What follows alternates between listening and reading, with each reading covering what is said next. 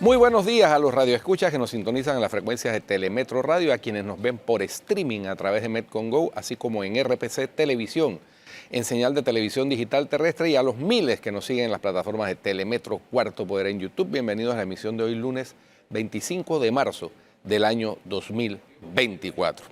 En materia internacional, lo más relevante tiene que ver con el anuncio del presidente salvadoreño Nayib Bukele, quien anunció que desplegó 5.000 militares y 1.000 policías para acercar remanentes de pandillas en el norte del país tras producirse 2 homicidios. En este momento, 5.000 soldados y 1.000 policías han cercado los distritos de San José Cancasque, San Antonio Los Ranchos, Potónico y San Isidro Labrador para desarticular esa clica por completo, escribió el presidente de El Salvador, Nayib Bukele, en la cuenta de X. Argumentó que hace unos días hubo 2 homicidios en esa zona, unos 90 kilómetros al norte de San Salvador, donde se capturó a 2 culpables, miembros de la pandilla Barrio 18 Sureños. No nos vamos a detener hasta erradicar lo poco que aún queda de las pandillas, advirtió en la red social en la cual publicó el video que estamos viendo del impresionante despliegue de uniformados organizados en escuadras y 2 detenidos hincados con las manos esposadas. Limpiaremos por completo la zona. Vamos a extraer hasta el último remanente de las pandillas, publicó también en X el ministro de Defensa René Francis Merino Monroy, al describir el despliegue al sur del departamento de Chalatenango. El Salvador vive desde hace 2 años bajo un estado de excepción ordenado por Bukele, que provocó la detención de casi 76.000 personas sin orden judicial, de los que más de 7.000 fueron liberados por ser inocentes. Organismos de derechos humanos critican el régimen de excepción, pues denuncian detenciones arbitrarias, torturas y muertes en prisión. Por último, siguiendo con las internacionales, solo un alto al fuego humanitario inmediato que conduzca a una tregua mantiene viva la esperanza de paz. El sufrimiento debe terminar para todos.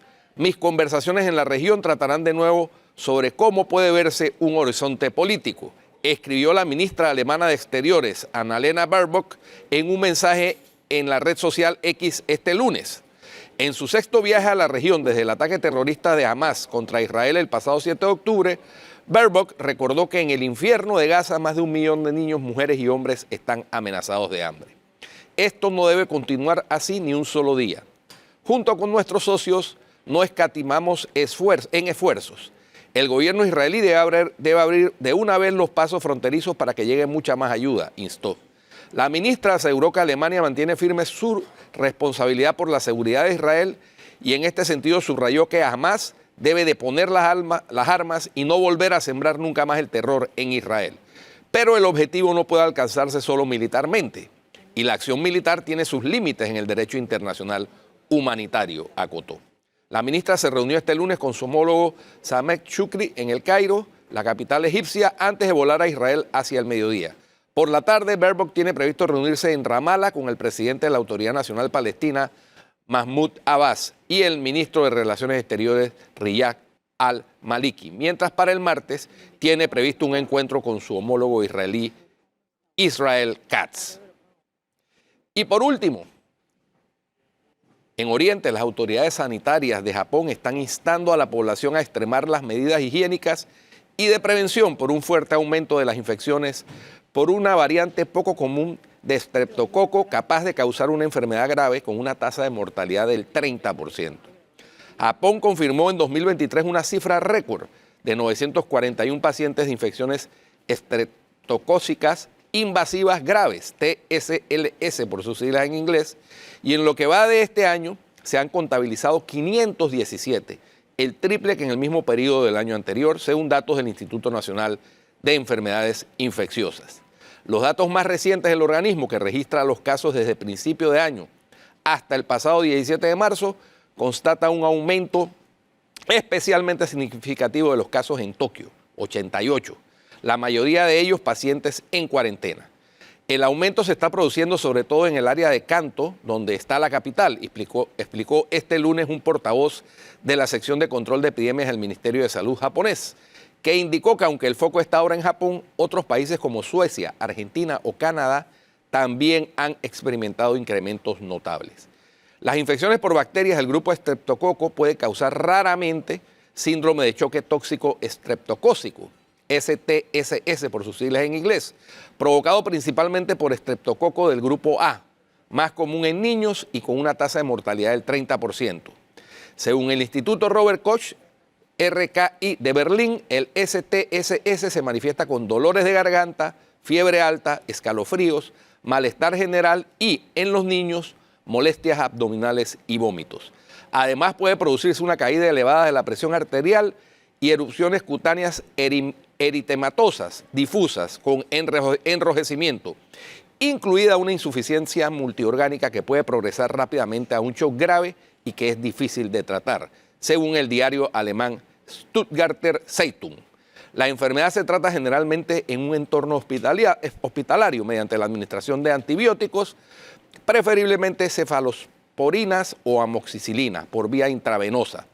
Las autoridades sanitarias japonesas están instando a la población a buscar atención médica de inmediato si presentan síntomas como dolor en las extremidades o fiebre, dado que el empeoramiento puede ser rápido y en algunos casos provocar necrosis en las extremidades, razón por la que se le conoce también a la enfermedad como la bacteria carnívora. Preocupación en Japón con la situación de esa nueva enfermedad, Flor. Bueno, y en Panamá hay preocupación, pero por otras cosas, ¿no? Hay mucha preocupación en este momento, mi estimada Flor, en todo sentido. Cuénteme, señor. Sí. Usted no ha visto, viene el debate del agro. Esta mañana entrevisté a la profesora Maribel Gordón. ¿Está brava?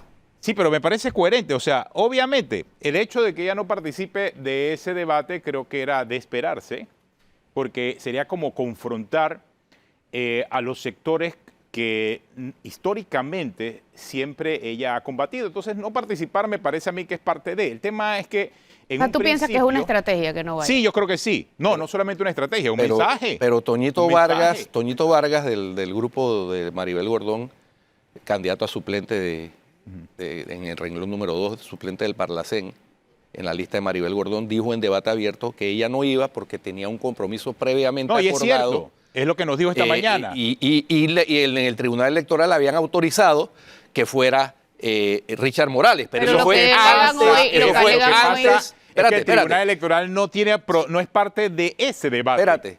Ese debate no es del Tribunal Electoral. Pero dice ella que el Tribunal Electoral había autorizado que fuera Richard Morales. Sin embargo, recordemos que quien se quejó de que en el primer debate presidencial pudiera participar el candidato a vicepresidente de Ricardo Martinelli fue precisamente Maribel Sí, pero hay Gordón. una diferencia y ella lo estableció muy claramente. O sea, hay que ser coherente, hay que ser coherente. Pero ahí hay una diferencia, es lo que ella dijo. Una cosa son los debates oficiales organizados por el Tribunal Electoral y otro el resto de los debates, que hay muchos, porque el debate del agro es uno de los Así tantos como había que hay. Pero alguien se pudo haber quejado con los organizadores usando los mismos argumentos de ella.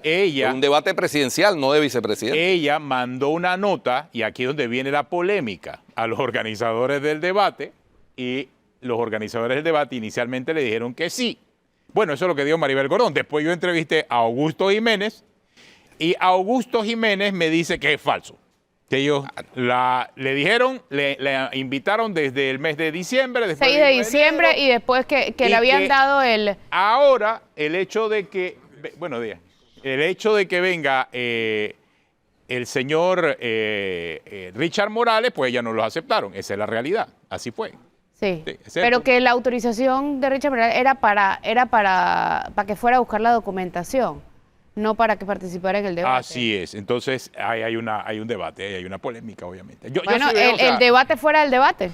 Hay un debate paralelo al debate.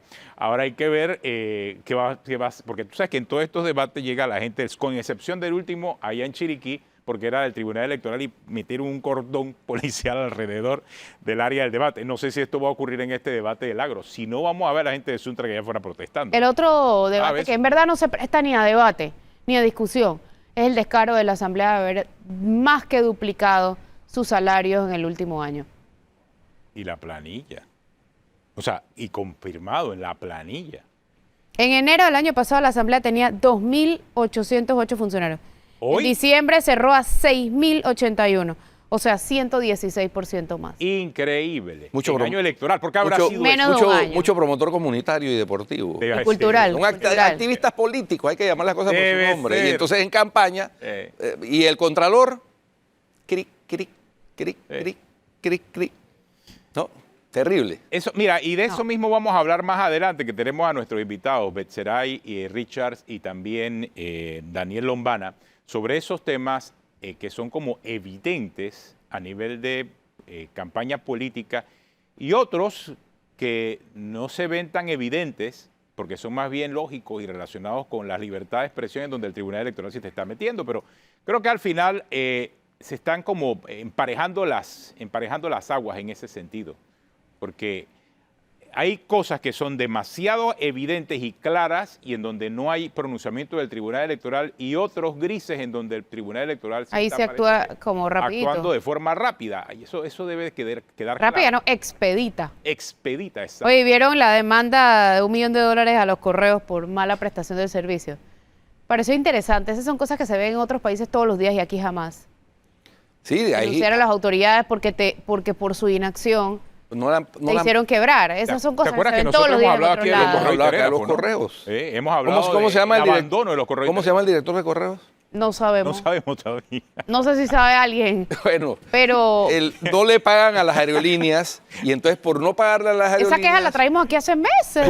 Como un año. Y no le pagan a las aerolíneas, como no le pagan a las aerolíneas, la gente que utiliza el servicio de courier del Correos Nacionales, si ofrecen un servicio deben tratar de que el servicio funcione. Entonces hay personas que han quebrado, efectivamente. El que demandó por $1 millón, en teoría quebró. tenía una empresa que importaba mercadería que ofrecía a través de redes sociales, de internet, y como no pudo cumplirle a los clientes, pues su empresa quebró y ahora él está demandando a los Correos Nacionales. Vamos a ver, porque en Panamá el derecho de daños por parte del Estado es bastante ambiguo. Es incipiente en otros países como en Estados Unidos, incluso en Colombia. Tú te caes en una acera y tú puedes demandar. Demandas al Estado. Y ganas además, o sea. Aquí es bastante incipiente los daños ocasionados por la mala prestación de un servicio público. Así es. Oye, ¿hay humo en Cerro Patacón de nuevo? Sí, no, me mandaron, hay 2 focos ahora, en esta ocasión me mandaron una foto con 2 focos, con 2 fuegos. Yo no sé si uno era masa vegetal. Mira el humo ahí. Pero esto no es Cerro Patacón, este es un incendio, esto es un incendio en el centro de la ciudad. Pero bueno. Si el humo no viene de Cerro Patacón, quién sabe qué es lo que estará ocurriendo allá. Sí. Humo es humo. Pero humo es humo. Humo es humo. Hay que ver, ¿no? Hay que ver qué por será. asociación de ideas. Pero bueno, tenemos a nuestro invitado de esta mañana. Luis Carlos Stout, él es era él. ¿Era o es? ¿O está solo separado? Era. ¿Está solo separado el cargo o ya fue destituido? Fui separado con la idea de temporalmente y yo renuncié. Presentó la renuncia. Muy Exacto. Bien. A la dirección de la AIG, a la Autoridad de Innovación Gubernamental. Julio Ramírez, director de Corre. Siempre nos mandan ese nombre. Bueno, por algo.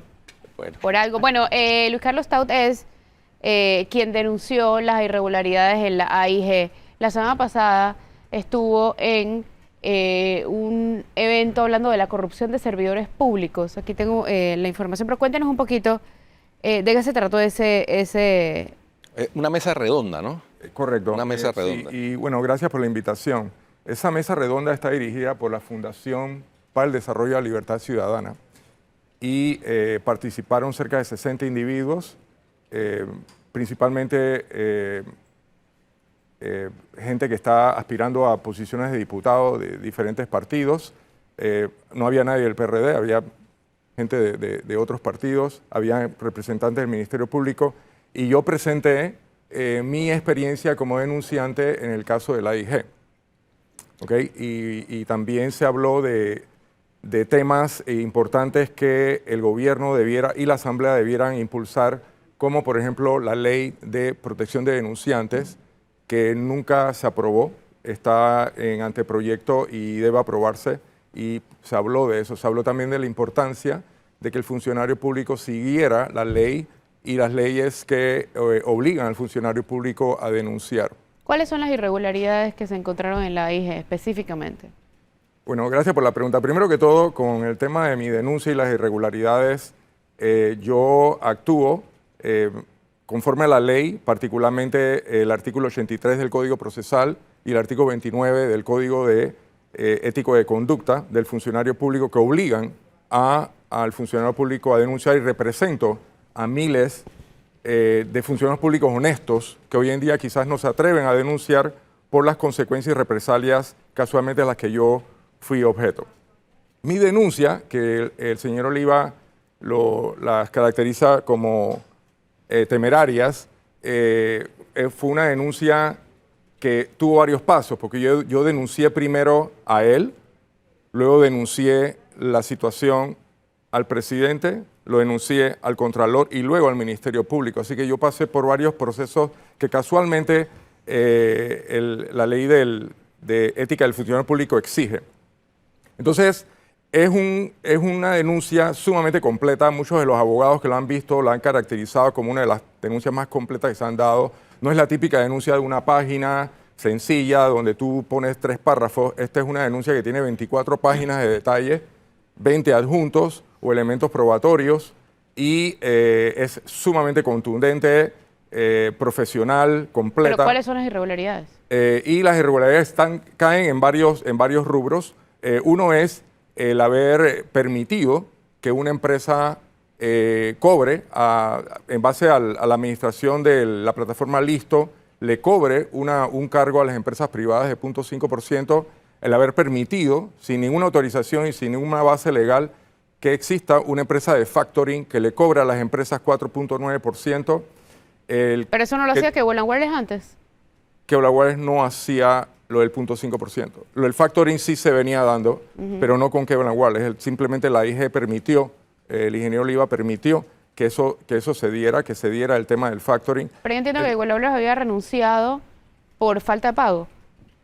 Y entonces que por eso cogieron a Listo. Bueno, Listo se venía planificando por parte de la IG desde temprano el 22. La historia que típicamente da Luis Oliva de que por eso escogieron a Listo no es correcta, porque eso era parte del plan. El plan era reemplazar a Kevin Wireless. Kevin Wireless lo sabía, y encima a Kevin Wireless no se le pagaba. Así que Kevin Wireless anunció su salida en diciembre del 22. Otras irregularidades son la falta de selección de contratista, ningún proceso de selección de contratista, la ausencia de un contrato legalmente refrendado y autorizado con estos actores en el momento en que se dieron las transacciones, también lo que yo considero que fueron negligencias y falta de cumplimiento de sus obligaciones de varios funcionarios públicos, no solamente Oliva, sino otros con los que me entrevisté. Ahora, ¿y dónde pegaría esto con el interés político del señor Oliva? ¿Pega en algún punto? O sea, el haber hecho esos movimientos dentro de la Autoridad de Innovación Gubernamental, ¿qué piensa usted? Le soy franco, no lo sé. Yo creo que más todas estas, mi denuncia, muy lejano a ser temeraria, como él lo menciona, es una denuncia correcta. Yo encuentro que su actuar, por lo contrario, fue negligente, irresponsable y resultado de una administración caótica de esos proyectos.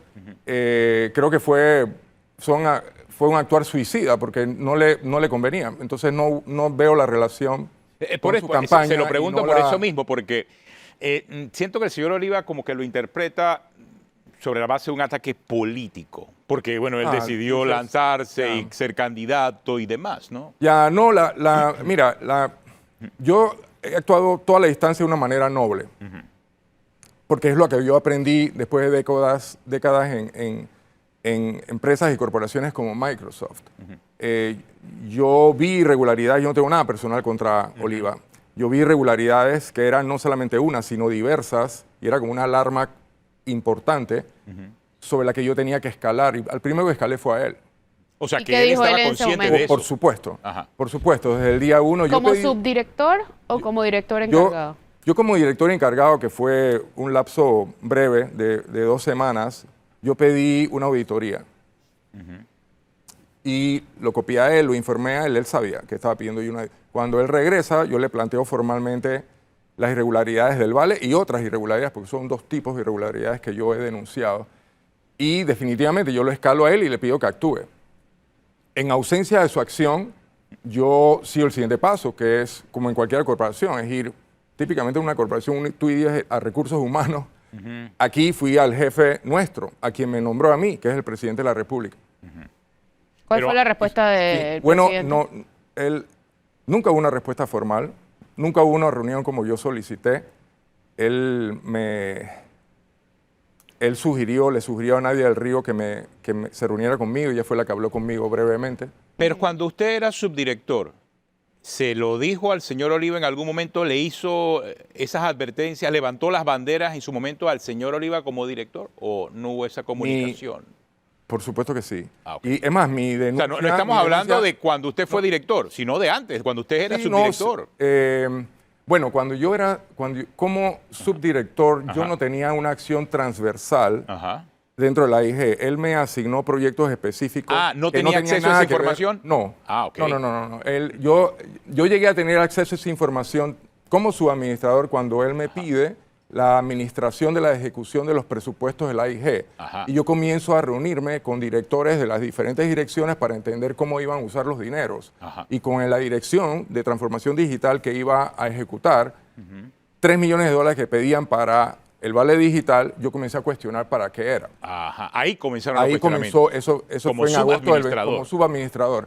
Inmediatamente cuando yo me doy cuenta que ya entro estas 2 semanas, que son, no sé si es tan relevante eso, pero en estas 2 semanas donde yo fui administrador encargado, pongo la auditoría, pido la auditoría y de una vez comunico a Oliva formalmente de las irregularidades. Que ya no era administrador en ese momento. No, como subadministrador ya. O sea, él regresa de viaje.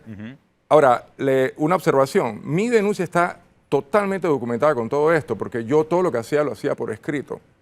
Yo tengo correos electrónicos y documentos que respaldan absolutamente todo lo que yo estoy hablando. Y él lo sabe. Alguien me pregunta aquí, que por favor le pregunte si usted gestionó el contrato del vale digital con Cable & Wireless. Yo no gestioné el contrato. Todos los contratos con Cable & Wireless, como muchos otros, fueron gestionados por Luis Oliva, como administrador de la AIG. Lo que yo sí hice, para serte honesto y completo en la información, para quien haya preguntado, Oliva tenía este famoso problema de pagos con Cable & Wireless, o sea, la AIG. Entonces, Cable & Wireless retuvo unos datos que iban a servir para pagarle a los comercios en el 2023 a través de la plataforma Listo. Da esa crisis, él me pide a mí que yo intervenga con Cable & Wireless y yo armo un equipo multidisciplinario con un auditor, con técnicos. Nos reunimos con Cable & Wireless, con los financistas, hablamos de la deuda que se tenía. Yo le resuelvo ese problema a Luis Oliva y a la AIG, con Cable & Wireless terminando dando los datos que se requerían para poder pagarles a los comercios. O sea, lo mío fue una intervención en la solución de un problema que él no podía resolver y me pidió que lo resolviera. Yo no actué en los contratos. Todos los contratos y extensiones de contratos fueron aprobados por él personalmente y por escrito. Ni tampoco actuó a espaldas de él, por lo que entiendo. Por supuesto que no. Siempre le informó, tanto como subadministrador cuando le dieron esa responsabilidad y después en su rol como administrador interino. Así es. Igual le informó al presidente. Lo que me llamó la atención a mí de todo este episodio, y que quizá por eso fue que Transparencia Internacional, la Fundación para el Desarrollo por la Libertad Ciudadana, se interesó en hacer esta mesa redonda para someter a consideración de las personas que participaban mejoras en el texto del proyecto de ley 195, que es el de protección de denunciantes. Fue que el señor es denunciante y curiosamente él es el denunciante, pero a él lo separan del cargo para no entorpecer la investigación, si él es el interesado en que se investigue. Entonces, algo que pasa muy poco en Panamá. Así es, ahí hay una deficiencia clarísima. Y para seguir ese hilo en algo supremamente importante, el presidente, como me nombró a mí, él tenía todo el derecho a destituirme. Yo hubiera sido inteligente que lo hiciera sin ninguna razón, simplemente me destituye y ya. Pero él me destituye en una resolución donde aduce mi relación con la denuncia. O sea, él literalmente se puso en la resolución que me destituía por la existencia de la denuncia. O sea, de denunciante que debió ser denunciado. Exacto. En lugar de separar a posibles denunciados o culpables de esto, separa al denunciante. Entonces, para mí eso fue una acción de parte de él y el ministro de la presidencia errónea, fue injusta con el país, injusta con todos los esfuerzos que se hacen en contra de la corrupción en Panamá y empeora la situación de Panamá como uno de los países más corruptos en el mundo. Porque de eso quería hablar un poquito más adelante, si me lo permiten, es del índice de percepción de corrupción que también se discutió de cierta manera con la Fundación para el Desarrollo de la Libertad Ciudadana. Listo, bueno, gracias por acompañarnos esta mañana. Señor Stout, tenemos una pausa. Regresamos en breve aquí en Cuarto Poder.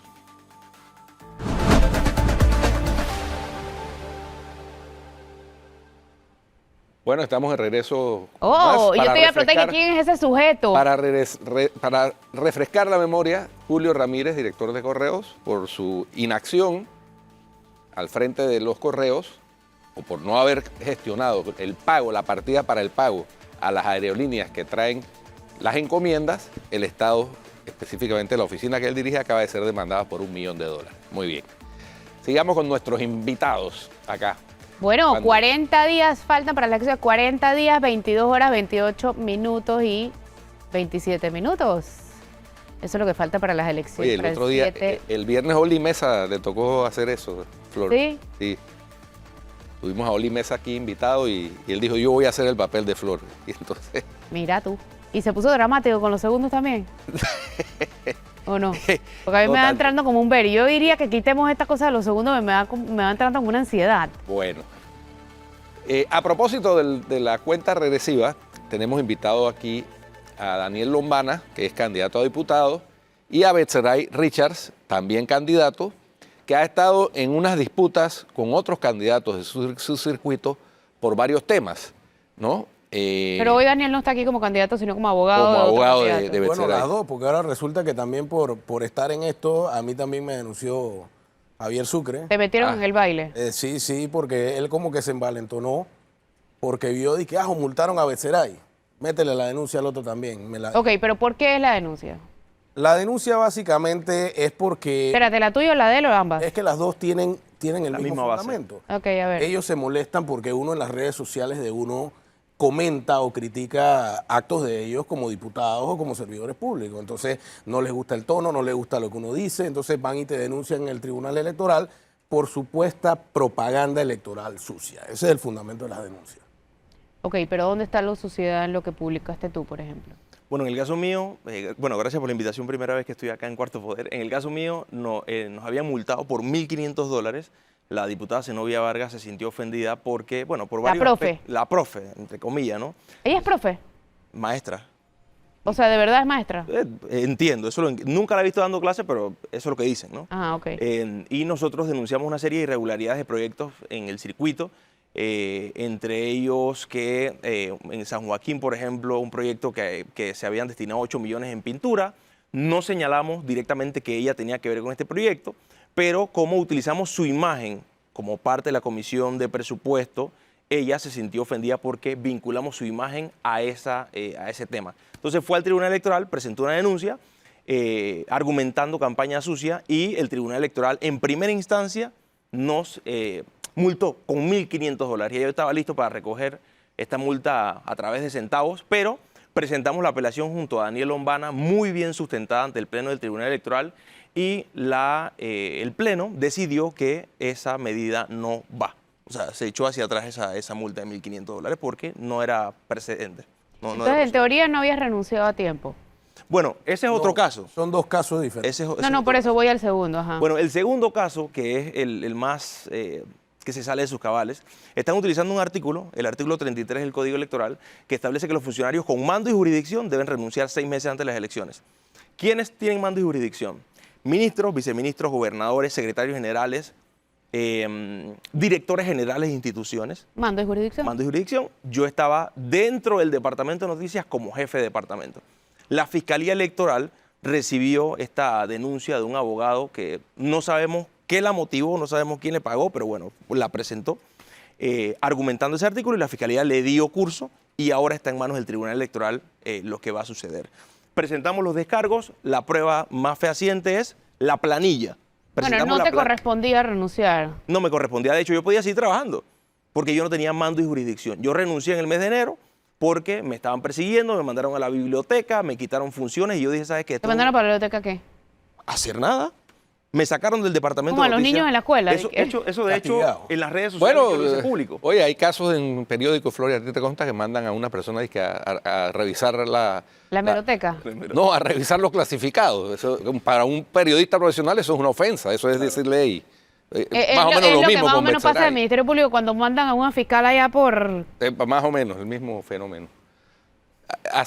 Hay ascensos irlandeses que llaman, pero esto no fue un ascenso irlandés, esto evidentemente lo estaban invitando a salir. Claro. Ahora, me llamó la atención, Betseray, que la misma Fiscalía General Electoral, en tu caso, pide que te procesen. Y en el caso de Dana Castañeda, que ella sí tiene mando y jurisdicción, porque es subsecretaria de la Asamblea, claro, no renunció a tiempo, tienen otra actitud. Bueno, es la misma fiscalía, como tú lo mencionas, Guido, que en los últimos años ha mostrado una apatía a los casos que se han denunciado públicamente. Cuando se regalan bicicletas en actos políticos, cuando se regalan bolsas de comida con el nombre de los políticos, cuando hay actos abiertamente de compra de votos que se publica a través de las redes sociales, no hay una acción. Sin embargo, en mi caso, la Fiscalía y en la audiencia del viernes me sorprendió que la fiscal, aún presentándole toda la planilla del canal, que es público, que dice jefe de departamento, ahí no dice director general, no dice secretario general, no dice subsecretario general, no dice ministro de Estado, que es lo que ellos están argumentando. Y pese a eso, ella decía que yo como jefe de un departamento de noticias, que aquí sería un rango de coordinador de noticias, yo tenía mando y jurisdicción. Y yo no tenía potestad de contratar ni de votar, no manejaba presupuesto, absolutamente nada. Es lo mismo que hace un coordinador de noticias, sin mando ni jurisdicción. De hecho, ni siquiera el director de noticias... Ni línea dictas ahí, porque si es del Estado, nada, ni siquiera la línea editorial. Lo peor es que el Código Electoral actual se trató de aclarar un poquito ese tema del mando y jurisdicción porque era confuso. Y ahora el artículo tiene una lista específica de funcionarios, entre los cuales, al final, como para tirar la tarraya, te ponen y todos aquellos que sean equivalentes. Ese tipo de cosas siempre generan confusión porque entonces se dan este tipo de interpretaciones donde ya tiene que venir un juez o un tribunal a decir que sí cabe y que no cabe. Pero como bien Betzeray ha explicado, o sea, tuvimos la audiencia el viernes y ahí quedó claro que él en la planilla institucional estaba reflejado como jefe de contenido y esa planilla está en el expediente como prueba autenticada por CERTV. Así que a mi criterio está muy claro. Se ha probado que la Fiscalía no tiene la teoría del caso probada y fue una de nuestras argumentaciones. O sea, cuando tú estás acusando a una persona de algo, tiene que haber certeza absoluta de que el hecho se enmarca en lo que dice la ley. Tú no puedes condenar a una persona porque parece delito. Ah, que casi, estaba cerquita. No, o se comete o no se comete. Entonces, eso es uno de los principales argumentos. La planilla comprueba otra cosa, no está dentro de los cargos, entonces, a mi criterio, la juez no tiene elementos probatorios suficientes para fallar una inhabilitación. Sí, eso iba. En caso de que se determine que sí cometió la irregularidad, es decir, que se tenía que separar y no lo hizo y decidan inhabilitarlo, eso tiene un recurso de apelación ante el Pleno del Tribunal Electoral. Vamos al Pleno del Tribunal Electoral. ¿Y dan los tiempos? Bueno, en cuanto a tiempos, a mí me sorprendió porque cuando nosotros nos fuimos a notificar de que y emprender la contestación, yo fui a revisar también el expediente del caso de Dana para ver, qué está pasando en un caso similar. Y yo había hecho un cálculo que más o menos entre lo que ellos contestaron y la fecha de audiencia había como un mes. Entonces yo le dije, bueno, Betzeray, si tomamos más o menos el mismo rango de tiempo, nos estamos notificando esta semana, tu audiencia debe ser más o menos como para mediados de abril, si tenemos el mismo rango de tiempo, pero no, la de Dana la fijaron y por ahí mismo pusieron la de Betzeray. Entonces sí, los tiempos se están moviendo un poquito más rápido, pero yo estoy convencido de que en la audiencia se probó lo que nosotros necesitábamos probar y ojalá la juez falle en un corto plazo. Conforme a derecho.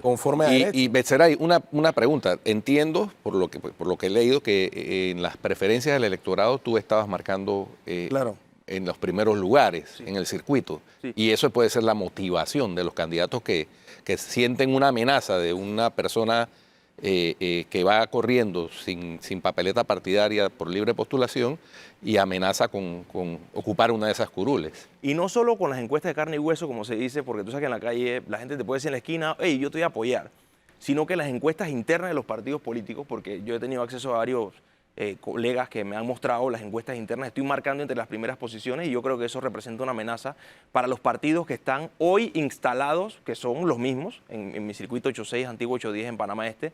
Y además, otra cosa que no mencioné es que esta denuncia se da posterior a yo destapar un escándalo de camiones cisternas.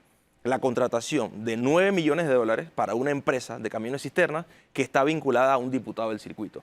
No hay, digamos, nada que respalde que ese diputado tenga relación con el abogado. Sin embargo, me pareció raro que yo destapo este escándalo y a la semana se presenta la denuncia de manera ilógica, ¿no? O sea, una semana después se presenta esa denuncia con un abogado que perfectamente para mí es un desconocido, yo no lo conozco, y lo llegué a conocer porque comenzó a publicar en redes sociales que él había ido a buscar las pruebas que había buscado en CERTV y presentó la denuncia. Entonces, yo sí creo que hay una relación y están tratando de hostigarme o frenarme en mi candidatura. Pero no lo vamos a permitir porque esto debería resolverse el 5 de mayo. O sea, falta menos de un mes y medio para las elecciones. O sea, que a estas alturas ya estamos en la papeleta. Logramos 20.000 firmas. Fui el candidato más firmado a nivel nacional. Logré todos los requisitos. No he cometido ningún delito. Hemos cumplido con lo que mandata la ley. Vamos el 5 de mayo y el 5 de mayo que el pueblo decida, no a través de interpretaciones de lo que dice la Fiscalía o a través de que si tenía o no mando de jurisdicción. Ahí está la planilla, un jefe de un departamento de noticias no tiene mando de jurisdicción. Además, CERTV no tiene direcciones regionales, por lo tanto, es imposible que nosotros pudiésemos tener mando de jurisdicción como jefe de un departamento de noticias que únicamente tiene responsabilidad de un noticiero que sale. Hablando de inhabilitación, ¿qué opinan de la posible inhabilitación de Mulino? Bueno, yo creo que la Corte Suprema de Justicia debe tomar la decisión, está en manos de la Corte, entiendo, y que se falle en derecho. A mí me da perfectamente igual si el señor Mulino corre o no corre. O sea, yo no está entre las opciones de las personas por las que yo votaría, pero yo únicamente sí apelaría, en mi caso, que el Tribunal Electoral falle en derecho, porque eso sí es lo que me preocupa. Yo no manejo los aspectos que tienen que ver con el señor Mulino, pero lo que yo sí estoy apelando es a que en mi caso, que la Fiscalía Electoral está actuando de una manera irregular e interpretando lo que no tiene que ser, que a mí me dejen correr. O sea, yo estoy listo para correr y ganar las elecciones y pelear desde la Asamblea Nacional. Bueno, vamos a un cambio y ya regresamos con nuestros invitados en Cuarto Poder.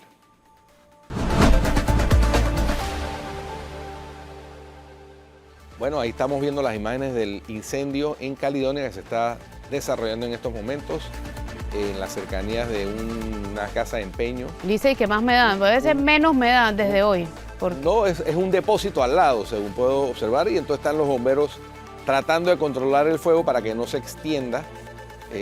Como que ya se extendió, mira. Pero está así, está mundo fino. Fuerte.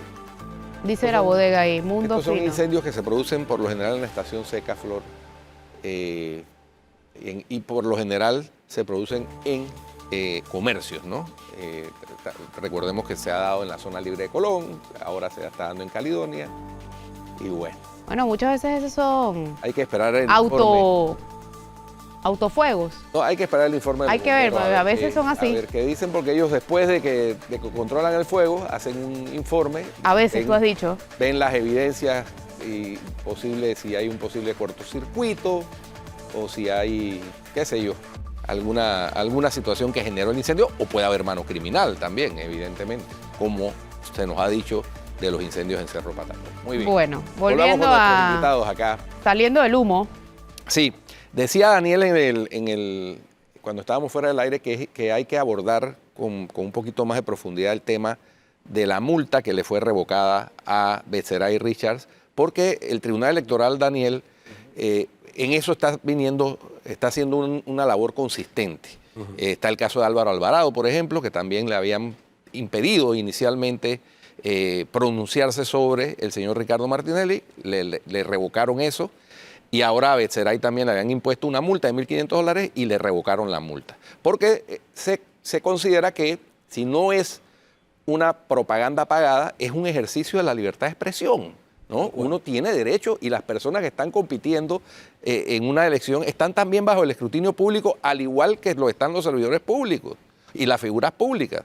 Entonces tiene que haber tolerancia, salvo que lo que se publique en las redes sociales o en los medios sea la atribución falsa de un delito, que eso es el delito de calumnia, o cuestiones que atenten contra la honra, que es el delito de injuria. El resto hace parte del ejercicio de la libertad de expresión. El señalar irregularidades, como la que ha señalado Betzeray Richard, que nos contaba, es parte del ejercicio en una sociedad democrática de opinar libremente. Sí, tal cual, Guido. Y en ese sentido, a mí siempre me llamó la atención que en las instancias inferiores al Pleno del Tribunal Electoral haya tanta confusión con este tema de qué es o qué no es propaganda política. Porque precisamente cuando esto se debatió en la Asamblea, ustedes bien recordarán que los diputados trataron de meter el tema de que se incluyeran como propaganda las expresiones gratuitas, lo cual iba a generar que todo lo que tú tuitearas, publicaras, chatearas por WhatsApp, todo se iba a convertir en propaganda, iba a estar sujeto de que te denunciaran. El propio Tribunal Electoral mandó un informe a la Comisión de Gobierno diciendo que eso era un atentado contra la libertad de expresión. De hecho, ese informe es parte de las pruebas que nosotros adjuntamos en la defensa y que esperábamos que desde la Dirección de Organización Electoral ya esto no procediera. Entonces, increíblemente, tanto la Fiscalía Electoral como la Dirección Regional de Organización Electoral, ambos fueron del criterio de que la multa procedía y que las publicaciones eran propaganda.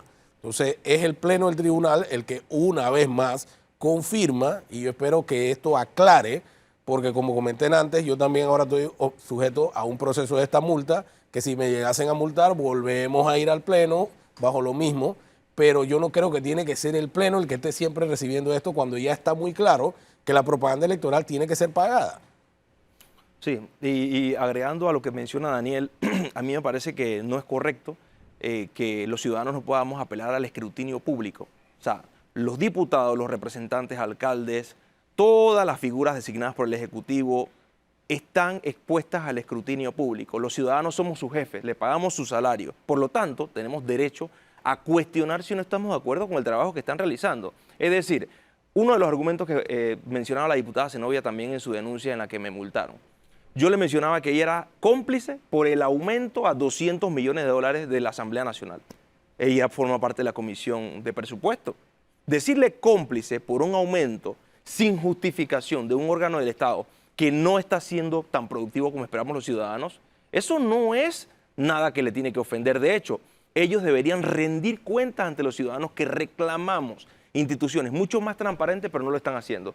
Cuando nuestros diputados violaron 25 artículos de la Constitución con el contrato minero, por ejemplo, que hubo protestas, ninguno de ellos salió a pedir disculpas. Ellos ofendieron a la ciudadanía con sus acciones y con sus votos, violando la Constitución Nacional. Sin embargo, nosotros como ciudadanos nos sentimos ofendidos, los cuestionamos a través de las redes sociales usando nuestra libertad de expresión y ellos se sienten ofendidos. Ahora ellos se sienten las víctimas. Nosotros somos las víctimas. Que ellos nos rinden cuentas son otros 500 pesos. Pero los ciudadanos somos las víctimas que estamos prácticamente secuestrados por los políticos que no rinden cuentas de los recursos del Estado y cómo se invierte la plata. Daniel, entonces, ¿a ti por ser el abogado te denunciaron también? No, ¿O tú también expresaste algo?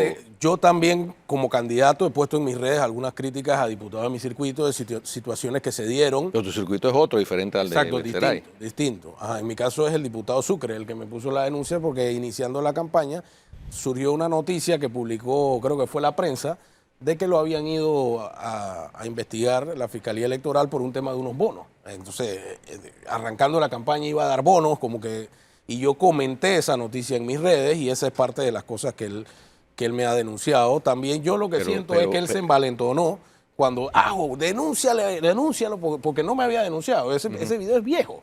Pero entonces como que se envalentonó y mira, multaron a Betzeray, denúncialo. Y porque la denuncia me la pusieron la semana pasada. Oye, Daniel, y en el tema del Seguro Social, que tú te has movido bastante en ese ámbito, ¿cuál de las propuestas de los candidatos presidenciales es la más viable y cuál es la más ridícula? Mira, aquí el que yo más honestamente he escuchado hablando es a Melitón Arrocha. Melitón Arrocha me parece que ha sido franco y directo. No, todos han hablado del tema, sí, pero todos han hablado de paja. Y el entonces la pregunta es cuál es el que menos paja ha hablado, entonces es Melitón. Melitón, y el más ridículo, Gaby. Gaby, que quiere negar la crisis, que ahí no está pasando nada, que el seguro está volando en plata, que nada más hay que, yo no sé, que hay más activos, que unas locuras que él habla. Y insisten que no hay que tocar las medidas paramétricas, que es lo que repiten casi todos. Bueno, el tema es que eso siempre ha sido conflictivo. Yo siempre le he dicho que las medidas paramétricas tienen que ser parte del debate. Obviamente a nadie le gustaría que fueran la primera opción y hay temas que tenemos que pasar primero, el presupuesto general del Estado, la reducción de la planilla institucional, la reforma de la Junta Directiva para que sea una Junta Directiva transparente y no ese poco de políticos que responden a los políticos que están ahí politiqueando en la Junta Directiva. Por supuesto que todo eso hay que tocarlo antes de querer hablarle al país y se tiene que sacrificar. Pero, bueno, y quitar todas esas licitaciones millonariosísimas. Pero por supuesto que tienen que estar en el debate. El que yo lo he dicho abiertamente, el que diga que no es un mentiroso. Y lo decía antes y lo digo ahora que estoy en campaña, porque no voy a cambiar mi criterio a irme a una cosa politiquera como hacen todos, porque siempre es el costo político decir la verdad. El peor costo político es que quiebre el programa de pensiones, el peor costo político es que nos rebaje la calificación de crédito, el costo de vida suba, todo eso es mucho peor que simplemente hacer unos ajustes paramétricos. Y en el tema del seguro social es fundamental también el tiempo. Totalmente. El tiempo se agota y el Estado no puede permitir que el seguro social deje de pagar las pensiones. Entonces ahí el Estado va a tener que inyectar dinero al programa de invalidez, vejez y muerte para poder pagar las pensiones durante el año 2024, que es cuando, según todos los pronósticos y el informe de la OIT, se agota el fondo de reserva. Hay una gran polémica sobre una de las propuestas de algunos sectores que dicen que bueno, que se tome de los fondos del otro programa. Del programa de cuentas individuales, lo cual sería una irresponsabilidad, porque es que eso lo están aportando desde el año 2005, las personas que en ese momento tenían menos de 35 años de edad, para pagar su jubilación cuando llegan a la edad de jubilación, no para pagar la jubilación de los que ya estamos jubilados. Entonces, para eso uno aportó durante todo un trecho largo, pero en un sistema cuyas medidas paramétricas no dan. O sea, la pirámide se invirtió, como dicen todos los técnicos, y la única manera de corregir eso es volviendo a hacer sostenible la fórmula. Pero abordar eso, agarrar el toro por los cuernos, les causa costo político a los políticos de turno y no están viendo con luces largas que el costo político se lo va a causar a la sociedad si eso llega a suceder. Totalmente, y yo creo que es una realidad y por eso parte de las cosas que yo converso siempre con las personas que nos apoyan en mi circuito es de que de llegar a la asamblea vamos a procurar que este tema se ataque en el primer mes, si es posible, en los primeros 100 días, porque esto no aguanta más. Esto es injusto con todas las generaciones, con los jubilados y pensionados que viven todos los días la zozobra de no saber si van a tener para vivir, y también de los jóvenes que todos los 15 y los 30 le quitan de su cheque cuando están trabajando y que les dicen que no se van a jubilar, que no hay medicinas, que no hay acceso. O sea, esto es un tema que por todos lados es una infamia para mí. Totalmente. Ahí veíamos la semana pasada las protestas de los pacientes de la ciudad hospitalaria que se inauguró con bombos y platillos, ¿no? Y no hay insumos básicos, sí. No hay jeringuillas, no hay gasa, no hay marcapasos, no hay una serie de insumos y la respuesta de la administración, ¿cuál fue?